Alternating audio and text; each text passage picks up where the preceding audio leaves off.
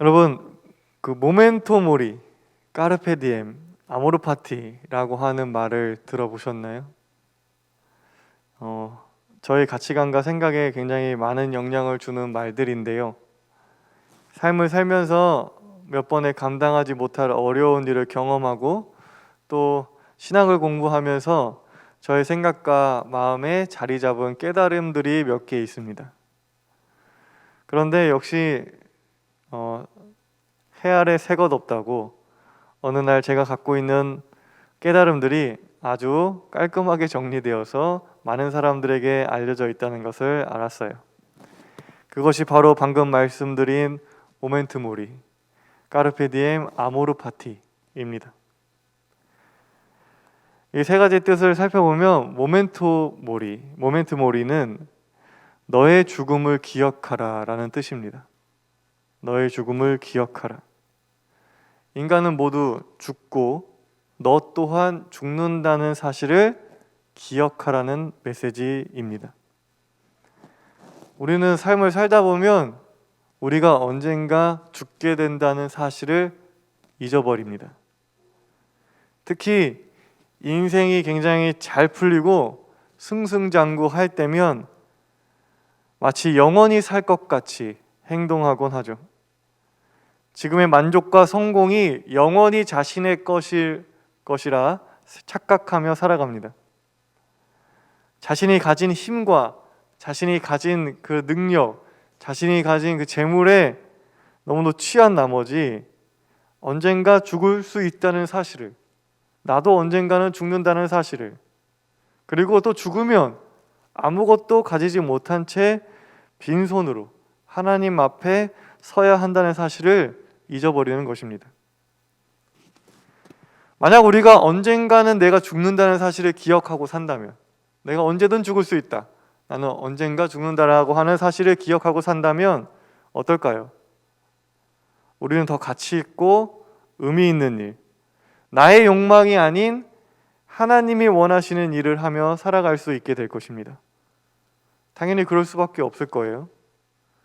그러한 사람은 지금 당장의 어떤 유흥과 유익, 흥미를 쫓는 것이 아니라 후회 없는 삶을 살기 위해서 최선을 다할 것이기 때문입니다.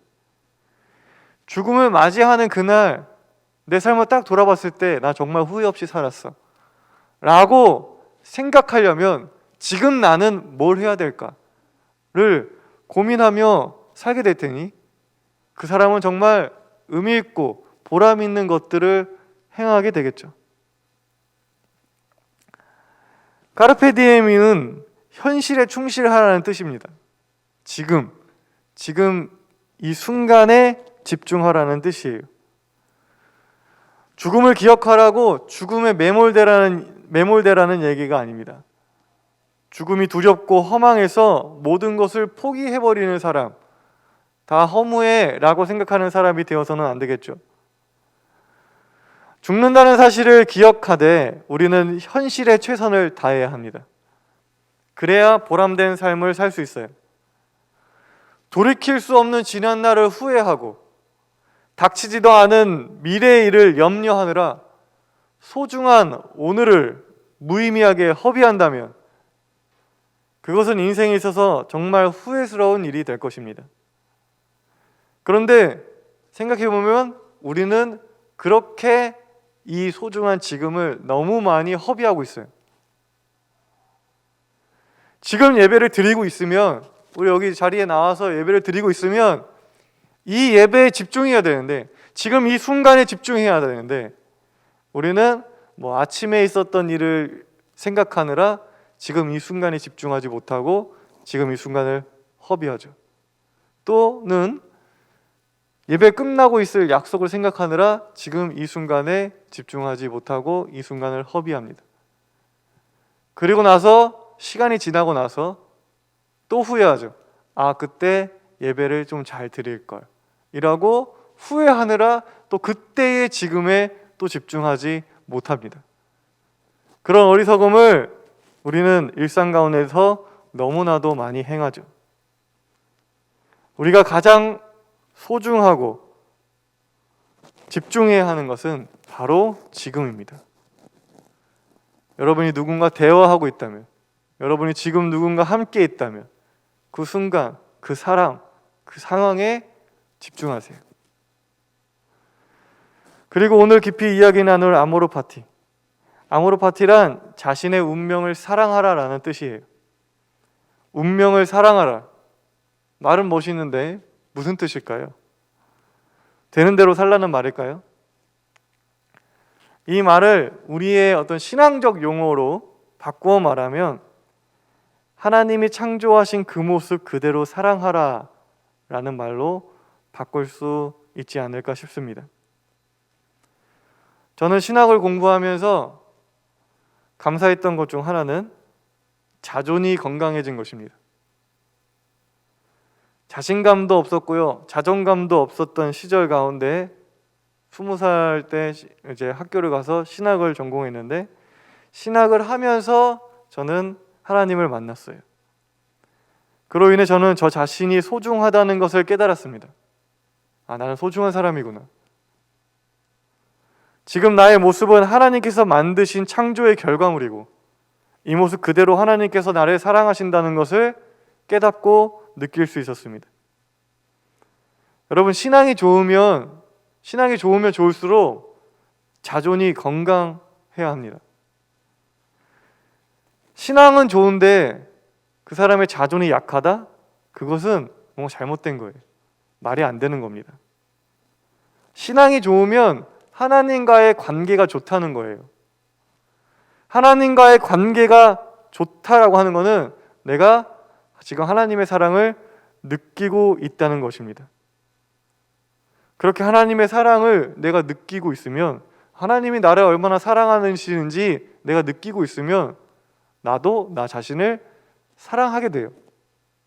그러니까 신앙이 좋은 사람은 자존이 건강할 수밖에 없습니다. 자신이 얼마나 소중한 존재인지 깨닫게 되는 거예요. 그렇게 내 모습 그대로, 그냥 있는 그대로 사랑하는 게 바로 운명을 사랑하는 겁니다. 우리는 신앙생활을 통해 그것을 깨닫고 누려야 해요. 나의 생긴 모습, 나의 성격, 그건 하나님께서 만드신 나의 모습이에요. 그런 것 우리가 사랑해야 하는 나의 운명인 것입니다. 하나님이 창조하신 모습 그대로 사랑하지 않고서는, 그냥 내 자신이 있는 그대로를 사랑하지 않고서는 우리는 결코 행복할 수 없습니다. 저는 오래 앉아있거나 한자리에 오래 앉아있거나 가만히 있는 것을 잘 못합니다. 그걸 굉장히 힘들어해요. 이제 나이가 들면서 그거를 할 수 있는 시간이 좀 더 늘어나긴 했지만, 원래 그렇게 진득하니 오래 앉아있는 사람들에 비해서는 턱없이 부족하죠. 저는 계속 주위를 살피고요, 옆 사람이 하는 말이나 행동들을 굉장히 궁금해합니다. 도서관에서 공부하면 남들 공부하는 거 구경하느라 내 공부를 못해요. 그리고 반짝 집중력이 높은데 그 반짝 집중할 때는 옆에서 얘기를 해도 듣지를 못하죠. 어렸을 때부터 주의가 산만하다고 선생님과 부모님한테 많이 혼났습니다. 요즘도 마찬가지인데, 요즘에 제가 그나마 진득하니 앉아있는 시간이 바로 설교 쓰는 시간입니다. 근데 그것도 1시간에서 1시간 반 정도? 그 정도가 맥시멈이에요. 누구는 막 2-3시간 꼼짝 않고 글을 쓰는 사람도 있다는데, 저는 뭐 정해놓은 것도 아닌데, 시간을 보는 것도 아닌데, 몸에 시계가 이렇게 장착되어 있잖아요. 1시간에서 1시간 반이 지나면 뭐 물을 마시러 간다던가, 뭐 화장실을 간다던가, 아니면 뭐든 딴짓을 한번 하더라고요. 그래서 어렸을 때 굉장히 많이 혼났습니다. 여러분도 많이 들었겠지만 공부는 엉덩이로 하는 거다, 그런 얘기 많이 들었죠. 저는 그 엉덩이가 없었어요. 그래서 진득하니 앉아있질 못한다고 많이 혼났습니다. 근데 감사한 건지 불행한 건지 제 딸이 저랑 똑같습니다. 가만히 있지를 못합니다. 식당에 가면 지 밥은 안 먹고 남 밥 먹는 거 구경하느라고 정신이 없어요. 그리고 한 3숟가락 먹으면 막 돌아다니고 싶어서 안달인데, 저는 제가 그런 걸로 너무 많이 혼나서 이제 그런 걸로는 혼내려고 하지 않습니다. 원래 그냥 타고나게 그렇게 태어났나 보다 생각합니다. 물론 그러한 태도가 상대를 힘들게 하거나 예의가 없는 행동이면 안 되겠지만, 그렇지 않는 선에서 뭐 그렇게 오랫동안 가만히 앉아 있는 거를 못하는 게 불의한 일도 아니고 하나님 말씀에 어긋나는 일도 아니니까 그냥 내버려 두려고 합니다. 하나님은 세상을 창조하시고요, 보시기에 좋았다고 말씀하셨습니다. 보시기에 좋았더라. 여러분들을 창조하시고요, 보기 좋다 말씀하셨습니다. 우리는 모두 하나님의 창조물이고 하나님 보시기에 좋은 하나님의 자녀들이에요. 그러니 우리도 우리의 있는 모습 그대로를 사랑해야 합니다. 왜? 하나님은 여러분들을 만드시고 여러분들을 보면서 보시기에 좋았다고 했는데, 보기에 참 좋다 너 라고 얘기했는데, 하나님이 좋다고 했는데 우리가 뭔데 나를 보면서 마음에 안 들다고 해요. 그러면 안 되는 거죠. 그런데 우리가 극복해야 하는 운명도 있어요.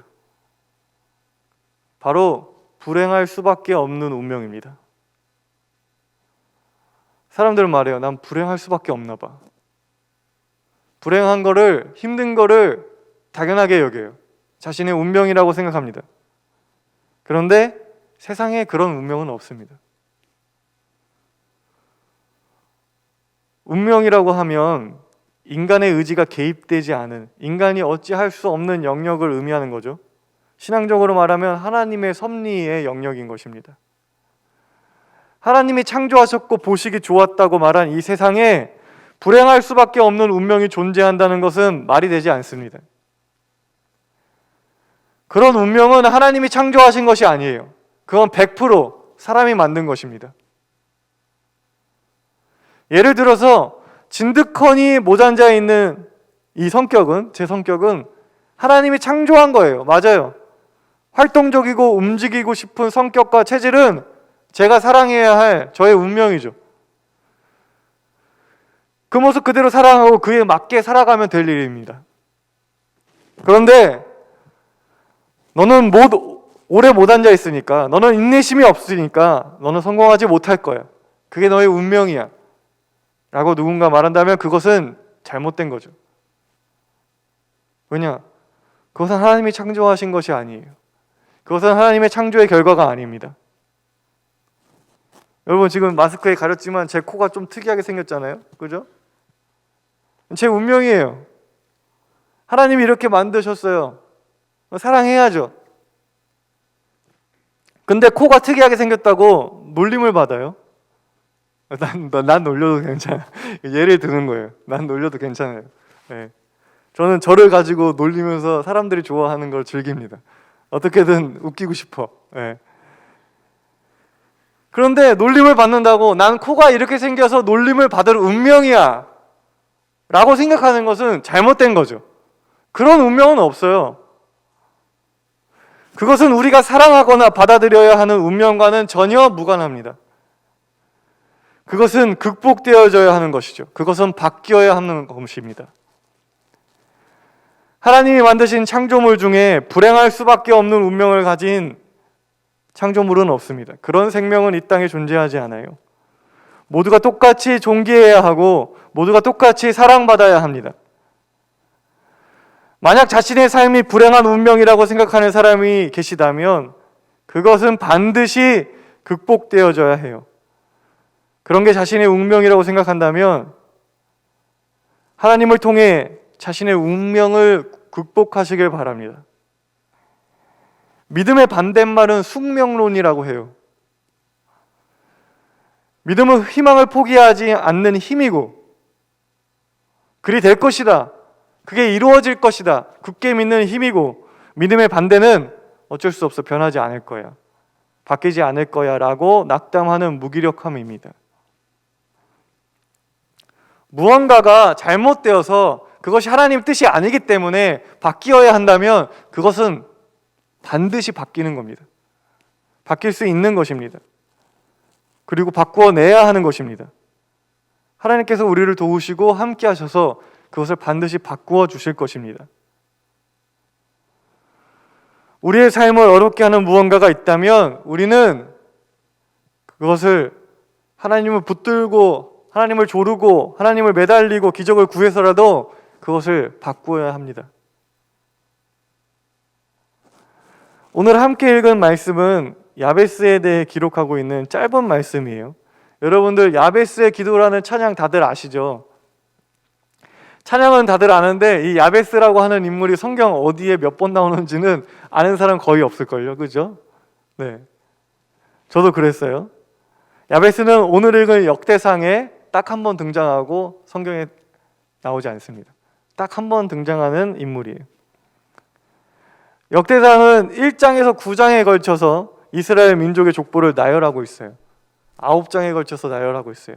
성경 통독을 해보신 분들은 다들 아실 거예요. 여기가 또 고비의 또 한순간이잖아요. 그냥 건너뛰고 싶은 부분입니다.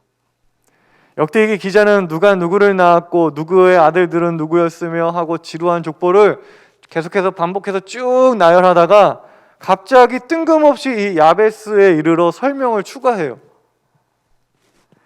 말씀을 보면 야베스는 그의 어머니가 수고하여 낳은 아들이었다고 합니다. 무엇 때문에 수고로웠는지는 모르겠는데 하여튼 이 야베스를 낳는 과정 중에 엄청 힘들었었나 봐요. 엄청 어떤 굉장한 어려움과 아픔이 있었던 것 같습니다. 때문에 아들의 이름을 고통이라는 뜻의 야베스라고 지었습니다. 성경 인물들의 이름은 그 사람의 운명을 좌우하곤 하죠. 이름대로 되곤 합니다. 아브라함은 많은 무리의 아버지라는 뜻이에요. 그래서 아브라함은 이름대로 민족의 아버지로서의 역할을 감당했죠. 야곱은 발꿈치를 잡았다는 뜻인데 그래서 이름대로 끊임없이 뭔가를 잡고자 뭔가를 쫓고자 하는 그런 삶을 살았습니다. 그런 의미에서 야베스의 삶은 아마도 고통으로 예견되어 있었던 것일 수 있습니다. 하지만 야베스는 그러한 자신의 운명을 받아들여야만 하는 운명으로 생각하지 않았어요. 왜냐, 야베스는 믿음이 있었기 때문입니다. 고통으로 가득할 수밖에 없는 자신의 삶이 하나님을 통해 변화될 수 있다는 굳은 믿음이 야베스한테는 있었던 것입니다. 그래서 야베스는 기도했어요. 하나님, 나에게 복의 복을 더해 주시고 내 영토를 넓혀 주시고 주님의 손으로 나를 도우시어서 불행을 막아 주시고 고통이 없게 해 주세요. 이 기도를 보면 굉장히 개인적입니다. 지극히 개인적이에요. 예언자들과 같은 민족적인 기도도 아니고 하나님 이 나라와 민족을 구원하여 주시옵소서 하는 엄청난 민족적인 기도도 아니고 사랑과 정의를 노래하는 대의를 위한 기도도 아니에요.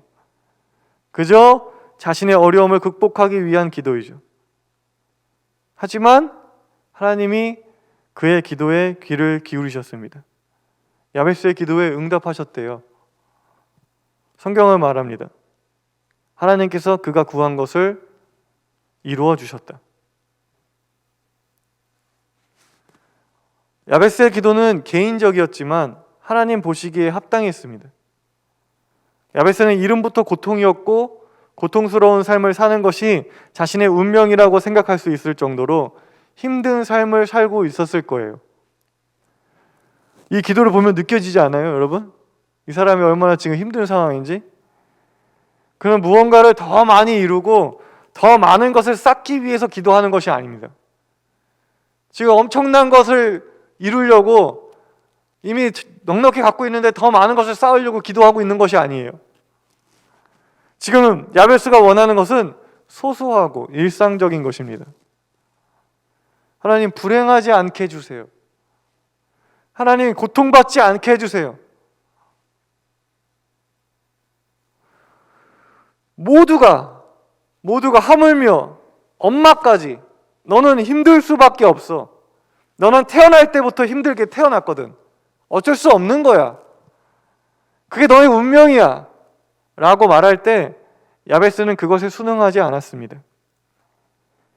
야베스는 하나님께 매달렸습니다. 태어나길 힘들게 태어났지만 그렇다고 모든 삶을 힘들게 살 필요는 없잖아요. 하나님이 만드신 창조물 중에 불행하고 힘들어야 하는 운명을 가진 생명은 존재하지 않잖아요. 하나님이 나를 창조하셨는데 있는 모습 그대로 때문에 불행해야 하는 운명 따위는 없잖아요. 있는 모습 그대로 때문에, 내 모습 때문에, 하나님이 창조하신 그 모습 때문에 남들과 같은 평안과 평화를 누리지 못한다는 것은 말이 안 되는 거잖아요. 그것은 하나님의 뜻과 거리가 먼 것이죠. 누구는 IQ가 높아요. 그렇죠? 누구는 IQ가 낮을 수 있어요. 그런데 IQ가 낮다고 그 사람이 어려움을 겪고 불행을 겪고 일상을 누리지 못해야 하는 운명이 존재한다면 그것은 잘못된 것이죠. 그런 운명 따위는 존재하지 않는 것입니다. 그것은 세상 질서가 만든 것이죠. 하나님이 만드신 질서에는 그런 운명 따위는 없습니다.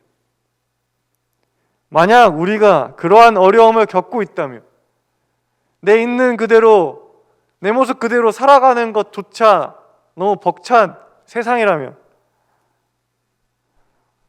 우리는 그것을 믿음으로 극복해야 합니다. 그것은 이기적인 기도가 아니에요. 당연히 해야 하는 기도인 것입니다. 하나님께서 들으시는 기도인 것입니다. 하나님은 여러분들에게 행복할 권리를 주셨어요. 고통받지 않고 힘들지 않고 평안하게 일상을 살 수 있는 권리를 주셨습니다. 모든 만물을 창조하시고 모든 생명이 그리 되길 바라셨기 때문에 우리는 그렇게 살아야 해요. 그것이 이 세상의 모든 생명들의 정상적인 모습인 것입니다. 생긴 대로, 있는 모습 그대로 평안하게 일상을 사는 게 하나님이 원하는 가장 이상적인 모습인 거예요. 그런데 그렇게 살지 못한다면, 그렇게 살지 못해서 여러분들이 어려워하고 있다면 이게 내 운명인가? 힘들 수밖에 없는 운명인가? 라고 생각되거든 여러분 기도하세요. 하나님께 매달리세요. 하나님, 복에 복을 더해주세요. 하나님, 저에게 복을 주세요. 나의 영토를 넓혀주세요. 하나님, 나를 도와서 불행을 막아주세요. 저 지금 너무 불행해요. 내가 지금 있는 모습 그대로 살아갈 수가 없어요. 하나님, 바꿔주세요. 변화시켜주세요. 고통받지 않게 해주세요. 라고 기도하세요. 그럼 하나님께서 반드시 여러분의 기도를 이루어 주실 것입니다. 여러분, 일용할 양식이 있는데 배 터지게 먹을 만큼 있게 해주세요 라고 하는 기도는 하나님께서 당연히 안 들어주죠. 그런 기도는 안 들어주십니다. 그거는 하나님의 뜻도 아니고 하나님이 원하는 기도도 아니에요. 그냥 그것은 우리들의 욕심이죠. 일용할 양식이 있는데 하나님 더 필요해요. 더 많이 주세요. 배 터질 만큼 주세요 라고 하는 거는 우리의 욕심이죠. 하지만 당연히 있어야 하는 것, 당연히 누려야 하는 것, 당연히 먹어야 하는 것, 일용할 양식이 없는데 일용할 양식이 없다고 하나님 저 힘들어요, 도와주세요, 기도하는 건 하나님께서 반드시 들어주십니다. 그 기도에는 하나님께서 반드시 귀 기울이시고 하나님이 역사하십니다. 하나님은 여러분을 창조하셨고 하나님은 여러분의 있는 모습 그대로를 사랑하십니다. 그리고 있는 모습 그대로 여러분이 행복한 일상을 살기를 원하십니다. 여러분이 구하면 하나님은 그것을 기쁨으로 허락하실 줄 믿습니다.